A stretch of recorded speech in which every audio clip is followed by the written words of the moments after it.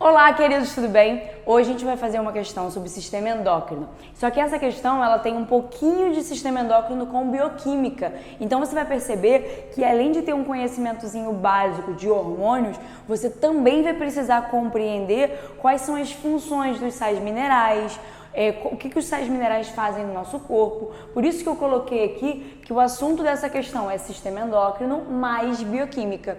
E esse mais bioquímica é porque realmente às vezes a gente tem algumas questões que elas são de mais de uma área da biologia, tá? Então vamos comigo.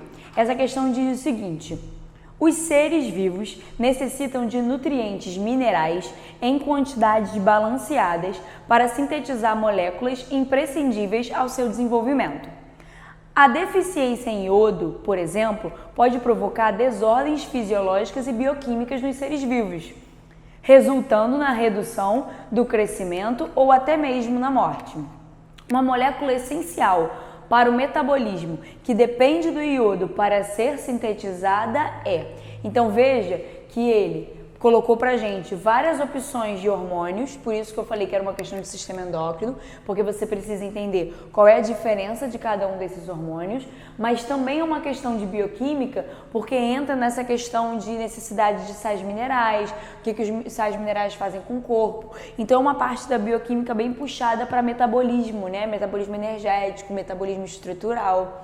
Então ele fala do iodo. Cara, lembra comigo que o iodo ele é encontrado no sal de cozinha, né? No sal marinho e nos frutos do mar, nos peixes. Então todos os animais, enfim, e todos os derivados de, por exemplo, protistas como algas que estão no ambiente marinho. Então o iodo ele é extremamente presente nesse tipo de alimento e ele naturalmente é introduzido na nossa dieta principalmente por causa do sal. Lembra comigo que o iodo ele faz parte da composição de alguns hormônios, então o iodo ajuda no controle metabólico do nosso corpo. Quando a gente fala de deficiência de iodo ou aumento, né, da quantidade de iodo que é necessária, existem duas doenças que são muito cobradas, que não foi exatamente o que tem de alternativa nas questões, né, nas alternativas, enfim, dessa questão, porém é importante a gente lembrar antes da gente marcar a resposta correta. Hipotireoidismo e hipertireoidismo. Toda vez que a gente fala de iodo, a gente precisa lembrar dessas duas doenças. Por quê? Porque o iodo ele faz parte da composição de um hormônio chamado tiroxina.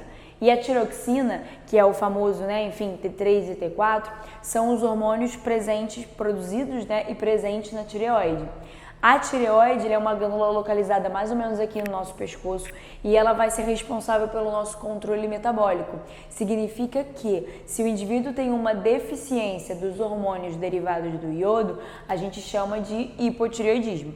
Se o indivíduo tem um excesso desses hormônios, a gente chama de hipertireoidismo. Então, o hipotireoidismo ele é caracterizado principalmente por um metabolismo baixo, uma dificuldade muito grande de perder peso, uma dificuldade muito grande metabólica, né, de metabolizar as substâncias, os nutrientes. Então o indivíduo acaba ganhando muito peso e acaba tendo uma dificuldade de digestão, inclusive. Já no hipertireoidismo, o indivíduo tem um metabolismo muito acelerado. E aí a galera fala tipo, pô, mas por que o teu metabolismo acelerado ele é uma coisa ruim? Só é ruim ter o metabolismo acelerado caso você tenha uma digestão, um processo digestivo tão rápido que você não é capaz de absorver os nutrientes que você está ingerindo. No hipertireoidismo também, esse processo metabólico extremamente acelerado é prejudicial porque o indivíduo acaba não conseguindo absorver esses nutrientes e acaba ficando num quadro anêmico, num quadro de fraqueza, num quadro de hipovitaminose. Então, hipotireoidismo e hipertireoidismo são duas variações para menos ou para mais dos hormônios que são associados à tireoide, portanto, os hormônios que são formados por iodo. Das alternativas, o único hormônio que tem na sua composição iodo é a tiroxina.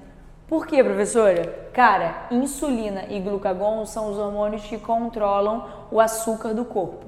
Então, insulina vai ser o hormônio que joga o açúcar do sangue para a célula, portanto, é o hormônio que faz a nossa glicemia sanguínea diminuir. Já o glucagon é o hormônio que faz o contrário, que joga a insulina da célula para o sangue, então faz a nossa glicemia aumentar, nossa glicemia sanguínea. A adrenalina é um hormônio de luta e fuga. Esse hormônio de luta e fuga, ele é principalmente liberado em situações de medo, de estresse, de alerta, né, estado de alerta. Nenhum desses hormônios tem iodo na sua composição, apenas tiroxina. Talvez você encontre na internet uma associação da tiroxina com essa nomenclatura, ó, T3 e T4. Ambos esses hormônios, né, T3 e T4, que são duas variações da tiroxina, são associados ao hipertireoidismo e ao hipotireoidismo, ok? Portanto, nosso gabarito fica sendo letra B. Show? Eu espero que você tenha entendido e até a próxima.